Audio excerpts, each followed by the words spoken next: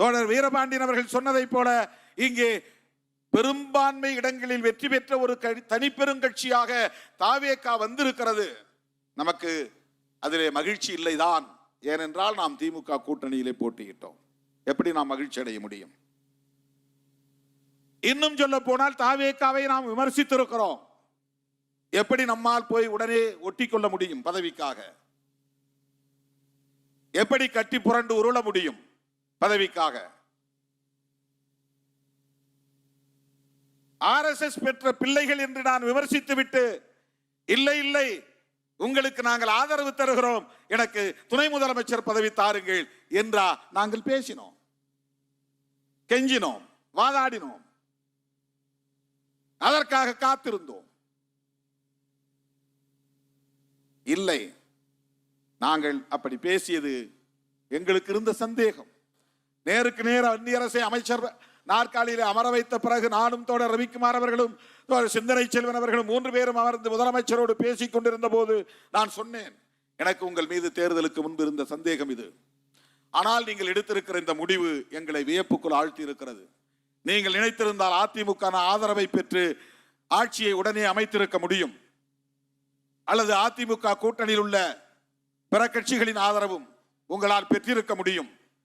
ஆனால் மதசார்பற்ற சக்திகளாக களத்தில் மக்களால் அடையாளம் காணப்பட்டிருக்கிற எங்களை போன்றவர்களை நீங்கள் அழைத்து ஆதரவு கேட்டிருப்பது ஒரு துணிச்சலான முடிவு. ஆகவே நீங்கள் எடுத்திருக்கிற இந்த நிலைப்பாட்டை நாங்கள் அங்கீகரிக்க வேண்டியது எங்களுடைய பொறுப்பு. மத சார்பின்மையில் உங்களுக்கு ஒரு நம்பிக்கை இருப்பது எங்களுக்கு வெளிப்பட்டு இருக்கிறது. அது தேர்தலுக்கு முன்பு இருந்த சந்தேகம். இந்த நிலைப்பாடு அந்த சந்தேகத்தை போக்கி இருக்கிறது. எனவே ஆதரவு நல்குகிறோம், உறுதியாக இருப்போம், என்றைக்கும் தோழமைக்கு உண்மையாக இருப்போம், நட்புக்கு உறுதியாக இருப்போம். 5 ஆண்டுகள் வரையில் உங்கள் ஆட்சி தொடரும், அதற்கு நாங்கள் உற்ற துணை இருப்போம் என்று சொன்னேன். இதில் என்ன துரோகம் இருக்கிறது? பத்திரிகையாளர்கள் கேட்கிறார்கள், நீங்க திமுக கூட்டணியில் தான் இருக்கீங்களா இல்லையான்னு. திராவிட முன்னேற்ற கழகத்தின் தலைமையிலான கூட்டணியில் விடுதலை சிறுத்தைகள் இல்லை என்று திமுக தலைமையே அறிவித்து விட்டது. நான் அறிவிக்கவில்லை, இதுவரையில் நான் அறிவிக்கவில்லை. தாவேகா கூட்டணியில் இருக்கிறோமா என்றும் நான் சொல்லவில்லை. அமைச்சரவையில் இருக்கிறோம், கூட்டணி பற்றிய பேச்சுவார்த்தை 1ஆம் தேதி நடந்ததில் பங்கேற்றிருக்கிறோம்.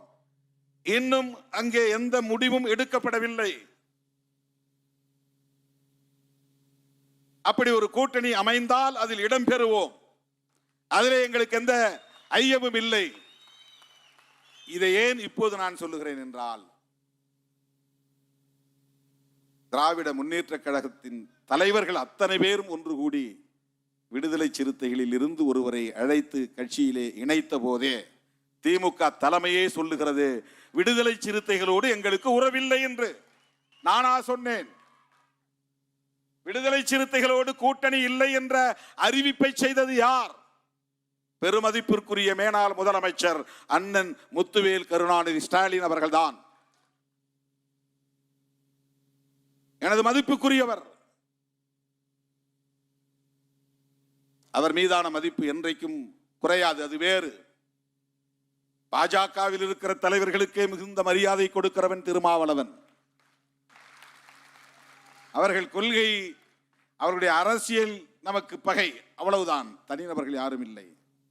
அக்கா தமிழிசை சவுந்தரராஜன் எங்கே வந்தாலும் தேடி போய் வணக்கம் சொல்லுகிறவன் நான். அண்ணன் பொன்னார் அவர்கள் வழியிலே பார்த்தாலும் வண்டியை நிறுத்திவிட்டு ஓடி போய் அவருக்கு கை கொடுக்கிறவன் திருமாவளவன்.